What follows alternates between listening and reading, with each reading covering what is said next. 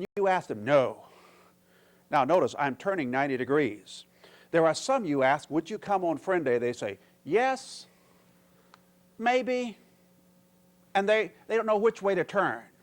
They're lukewarm friends. But you've got some people, you say to them, will you be my friend? They are facing the church. And they say, yes. And they take that first step. And after they take that first step, you say, will you come on friend day? And therefore, you stair-step them through the barrier, step at a time. You stair-step them right into the gospel. Now, follow me carefully. You never grow into being saved. I believe that, and you believe that. You never grow them into being saved, but you grow them mentally through barriers, like that lady 9 months carrying that young baby until that event. You must be born again at one time. And so salvation is a stair-stepping experience. Now, the fourth thing, the fourth door, Friend Day is a follow-up campaign. Let me give you two principles. The first principle is called the law of three hearings. I'm pointing to my ear.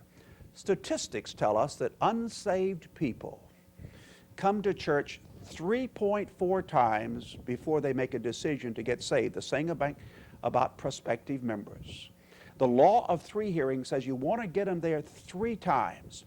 So we're not there to have a big day like dinner on the grounds or have a big quartet and get a big crowd in church. We want them to come the first time, Friend Day, and the next week, and the next week, and sometimes between the third and the fourth week, your friends will probably get saved because the Holy Spirit works, because the Word works, because networking works. Let's saturate, not our community, let's saturate our friends with the love of God. There's a second principle.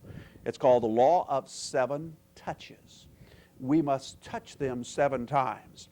Statistics tell us when a church makes 7 meaningful contacts, such as a letter, phone call, a visit in the home, an appointment at the church, whatever, 7 meaningful contacts produces people who will be bonded.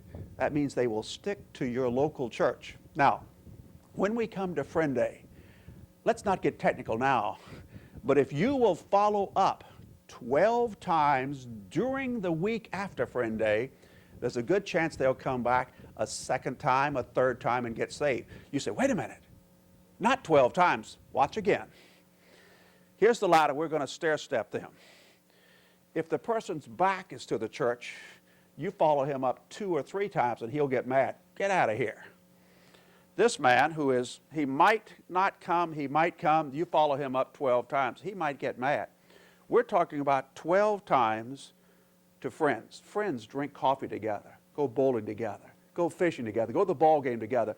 Friends like to spend time with friends, and so if you follow your friend up 12 times, you can get him saved. You can use your friendship to reach people for Jesus Christ. Yes, you can. Now, let's just briefly walk you through what we're going to do in this church over 4 weeks. In 4 weeks, we are going to take a 4-week progress to get ready. On week 1, the pastor will bring a letter and we'll hold up a letter of a friend. This letter should be from the mayor or a county official, some leader in the community that would be as large in recognition as the pastor. Obviously, a small church would get a small community leader. And basically, the pastor is the leader. He holds up his letter. Folks, I've got my friend coming, and once the letter is finished, display it out in the church foyer for everyone to see, because some will say, the mayor would never come.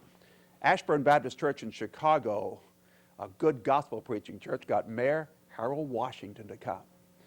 And the week before Mayor Washington died, he came to the church altar and said to the pastor, would you pray for me?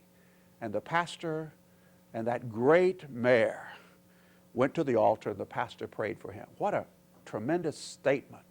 What a tremendous statement of integrity to the community.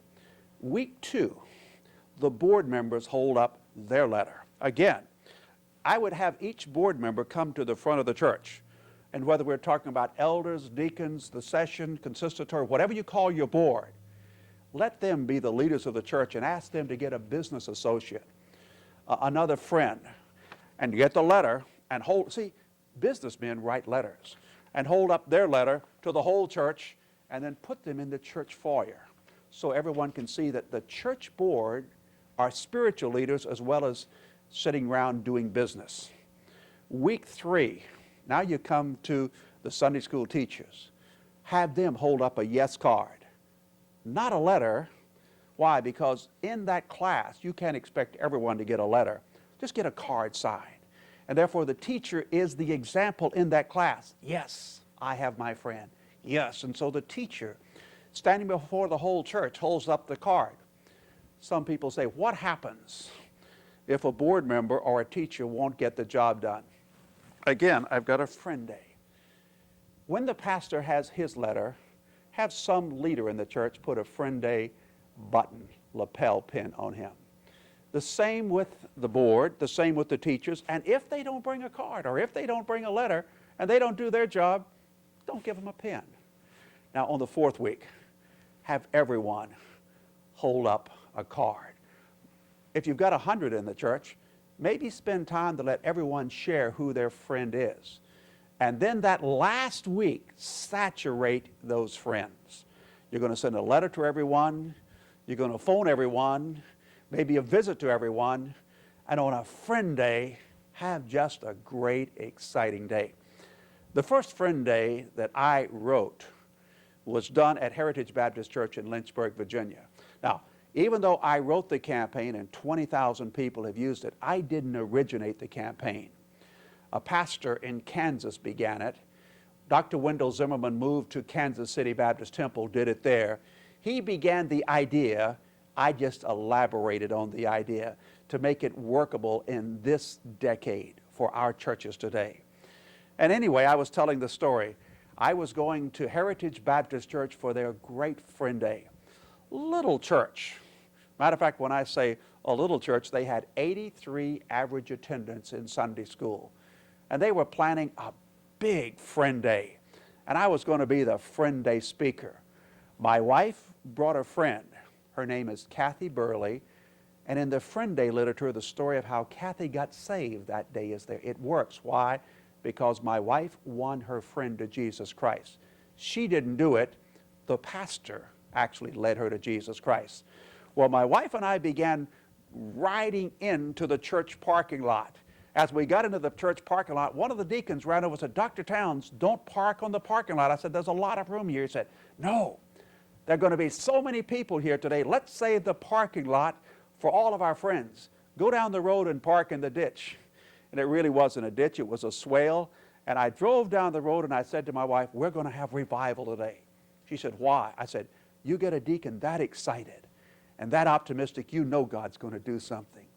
Well, let me tell you, that little church of 83 had 237.